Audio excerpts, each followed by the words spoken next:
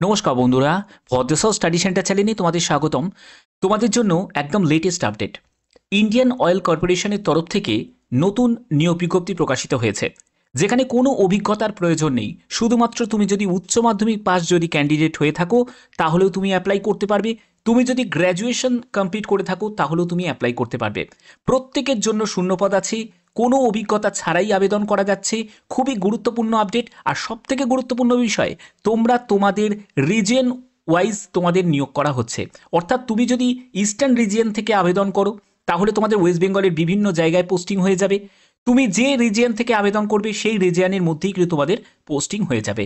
সম্পূর্ণ গুরুত্বপূর্ণ তথ্য, আর এরকমই গুরুত্বপূর্ণ তথ্য প্রতিদিন পাওয়ার জন্য অবশ্যই চ্যানেলটাকে সাবস্ক্রাইব করে রাখবে এবং বেল আইকনটাকে অল করে রাখবে। তো চলো ভিডিওটা শুরু করছি। তো একদম অফিসিয়াল পিডিএফে চলে এসেছি। তো পিডিএফ থেকে সম্পূর্ণ তথ্য তোমাদের কাছে তুলে ধরছি।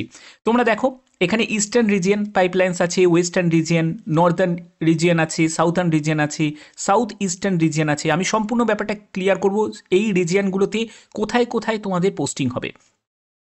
তার আগে জেনে নাও যে তোমাদের ইম্পর্টেন্ট ডেটস দেখো। 10ই ফেব্রুয়ারি থেকে তোমাদের আবেদন শুরু হয়েছে এবং 3রা মার্চ 2025 পর্যন্ত সম্পূর্ণ অনলাইন মোডে তোমরা এখানে আবেদন করতে পারবে। ক্লিয়ার?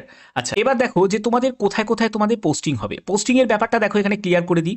তো এখানে কিন্তু তোমরা বিভিন্ন জায়গা থেকে, মানে যে কোনো জেলা থেকে তোমরা অ্যাপ্লাই করতে পারো। তোমরা অবশ্যই কমেন্টে তোমাদের জেলার নাম কিন্তু কমেন্টে উল্লেখ করবে। প্রত্যেকে তোমরা তোমরা তোমাদের জেলার নাম কিন্তু কমেন্টে উল্লেখ করবে। এখানে 23 জেলার প্রতিটি জেলা থেকে আবেদন করতে পারো, 23 জেলার প্রতিটি জেলা থেকে। যেমন দেখো, ওয়েস্ট বেঙ্গলে কোথায় কোথায় তোমাদের পোস্টিং হবে। ওয়েস্ট বেঙ্গলে বোলপুরে পোস্টিং হবে, ওয়েস্ট বেঙ্গলে বজবজে পোস্টিং হবে, ওয়েস্ট বেঙ্গলে দুর্গাপুর, তারপরে হচ্ছে রাজবন্দে তোমাদের পোস্টিং হবে, ওয়েস্ট বেঙ্গলে হলদিয়াতে পোস্টিং হবে, ওয়েস্ট বেঙ্গলে কল্যাণীতে পোস্টিং হবে, ওয়েস্ট বেঙ্গলে তোমাদের মৌরিগ্রাম কলকাতাতে তোমাদের পোস্টিং হবে, ওয়েস্ট বেঙ্গলে শিলিগুড়িতে তোমাদের পোস্টিং হবে। এখানে দেখতেই পাচ্ছ এই সব জায়গায় কিন্তু তোমাদের পোস্টিং হবে। ঠিক আছে? এছাড়া যারা যারা তোমরা আসাম থেকে বিলং করছো, তো আসামের জন্য তোমরা দেখো গুয়াহাটি, বা তোমরা যারা যারা ত্রিপুরা থেকে তারাও কিন্তু এখানে অ্যাপ্লাই করতে পারো। কোনো অসুবিধা কিন্তু এখানে নেই। যে কোনো রাজ্য থেকে, যে কোনো জেলা থেকে এখানে অ্যাপ্লাই করা যাবে। ক্লিয়ার?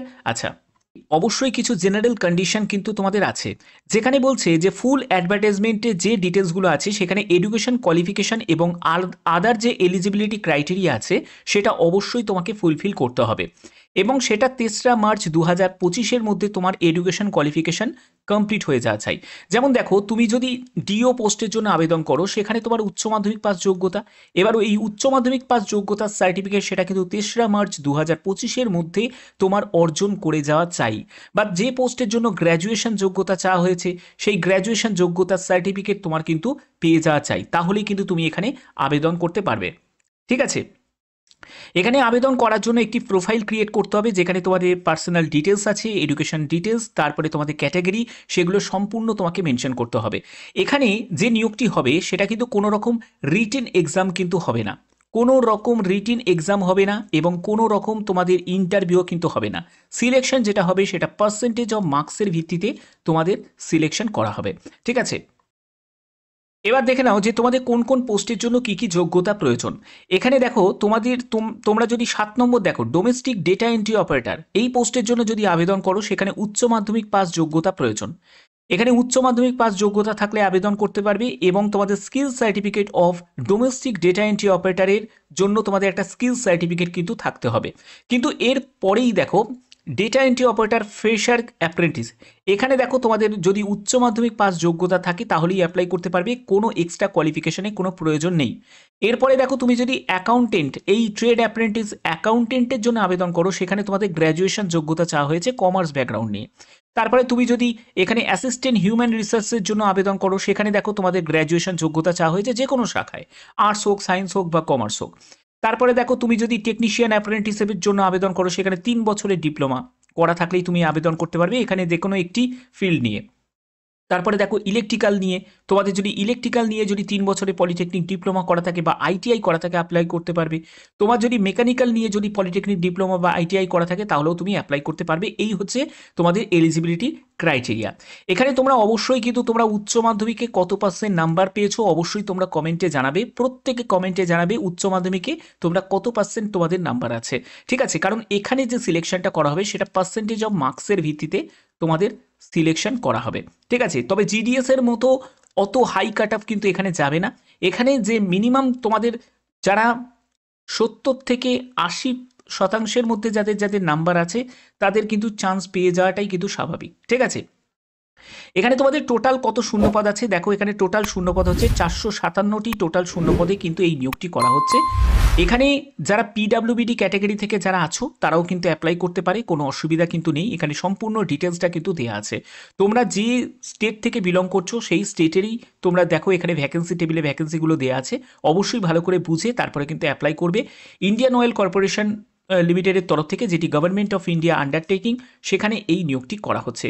সম্পূর্ণ রিজন ওয়াইজ কিন্তু নিয়োগ করা হচ্ছে, যে রিজন থেকে তুমি অ্যাপ্লাই করবে সেই রিজনের মধ্যেই কিন্তু তোমাদের পোস্টিং হয়ে যাবে।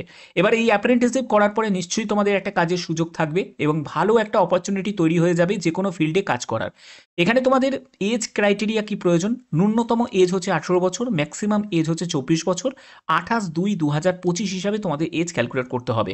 তুমি যদি SC ST ক্যান্ডিডেট হয়ে থাকো তাহলে বয়সে 5 বছর, আর ওবিসি ক্যান্ডিডেট হলে তুমি বয়সে 3 বছর রিল্যাক্সেশন পেয়ে যাবে। এখানে 12 মাস মানে 1 বছরের কিন্তু এই ট্রেনিংটা তোমাদের দেওয়া হচ্ছে। এখানে স্টাইপেন তোমরা অবশ্যই গভর্নমেন্ট রুলস অনুযায়ী তোমাদের স্টাইপেন কিন্তু দেওয়া হবে। ঠিক আছে, ওই 7 থেকে 9 হাজার টাকার মধ্যে তোমাদের একটা স্টাইপেন কিন্তু থাকবে। এবং তোমাদের স্টাইপেনের থেকেও সব থেকে গুরুত্বপূর্ণ বিষয়, তোমরা যখন অ্যাপ্রেন্টিসশিপ কমপ্লিট করবে তারপরে কিন্তু তোমাদের কাজের সুযোগ নিশ্চয়ই তোমাদের থাকবে। এখানে দেখো তোমাদের SC ST OBC প্রত্যেকের জন্য কিন্তু রিল্যাক্সেশন আছে এবং তোমাদের রিজার্ভেশন কোটা অনুযায়ী তোমরা অবশ্যই কিন্তু অ্যাপ্লাই করতে পারো। ঠিক আছে, এখানে সম্পূর্ণ ডিটেলসটা এখানে দেওয়া আছে। সিলেকশনের ব্যাপারটা এখানে ক্লিয়ার করা আছে যে কোনো রকম রিটিন এক্সামও হবে না, কোনো রকম ইন্টারভিউ কিন্তু হবে না। এখানে যেটা হবে প্যানেল কাম মেরিট লিস্ট, অর্থাৎ যে ক্যান্ডিডেট আবেদন করছে যে যোগ্যতা নিরিখে সেই যোগ্যতার পার্সেন্টেজ অফ মার্কস কিন্তু ক্যালকুলেট করা হবে, সেই ভিত্তিতেই কিন্তু ক্যান্ডিডেটকে ডাকা হবে। অর্থাৎ যার মার্কস ভালো সেই কিন্তু সুযোগ পাবে। অবশ্যই তোমরা উচ্চ মাধ্যমিকে কত % নাম্বার পেয়েছো সেটা অবশ্যই কমেন্টে জানাবে, প্রত্যেকে জানাবে। ঠিক আছে, তো আশা করি এই জায়গার তোমাদের সম্পূর্ণ ডিটেলসটা তোমাদের কাছে ক্লিয়ার করলাম। এখানে আবেদন করতে গেলে অবশ্যই তোমাদের একটি সেন্ট্রাল সার্টিফিকেট কিন্তু প্রয়োজন। দেখো এই জায়গাটাও কিন্তু ক্লিয়ার করা আছে, there shall be no written test or personal interview, অর্থাৎ কোনো রিটেন টেস্ট বা ইন্টারভিউ কিন্তু এখানে হচ্ছে না।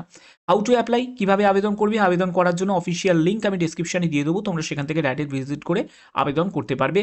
তো আশা করি এই জায়গাগুলো তোমাদের কাছে ক্লিয়ার করতে পারলাম। এবার দেখো তোমাদের কী কী ডকুমেন্টস তোমাদের প্রয়োজন হচ্ছে। যখন তুমি ডিভিতে যাবে তখন কিন্তু ডকুমেন্ট ভেরিফিকেশন যখন হবে তখন কিন্তু যেগুলো লাগবে সেগুলো ভালো করে বুঝে নাও। সেলফ অ্যাটেস্টেড কপি এবং অরিজিনাল ডকুমেন্টস সঙ্গে তোমাকে ক্যারি করতে হবে। যেখানে মাধ্যমিকের তোমার সার্টিফিকেট, মাধ্যমিকের অ্যাডমিট কার্ড বা মাধ্যমিকের মার্কশিট সেটা কিন্তু তোমাদের প্রয়োজন হচ্ছে। ডেট অফ বার্থের সার্টিফিকেট প্রয়োজন হচ্ছে। কাস্ট সার্টিফিকেট সেটা কিন্তু অবশ্যই লাগবে, সেটা কিন্তু তোমাদের গভর্নমেন্ট অফ ইন্ডিয়া অর্থাৎ ভারত সরকারের মানে সেন্ট্রাল সার্টিফিকেট কিন্তু তোমাদের লাগবে, সেন্ট্রাল কাস্ট সার্টিফিকেট লাগছে। ওবিসি যারা NCL ক্যাটাগরি থেকে বিলং করছো তাদের 28 ফেব্রুয়ারি 2025 মধ্যে তোমার সেই কাস্ট সার্টিফিকেট কিন্তু দিতে হবে। এবং এখানে দেয়াই আছে দেখো, নট মোর দ্যান 12 মান্থ, 12 মান্থের বেশি পুরনো হলে কিন্তু হবে না। 1 বছরের মধ্যে যদি তোমার সার্টিফিকেট থাকে তাহলে সেটা তোমাদের প্রয়োজন হবে। এখানে সেমিস্টারের যাবতীয় মার্কশিট সেটা কিন্তু লাগছে।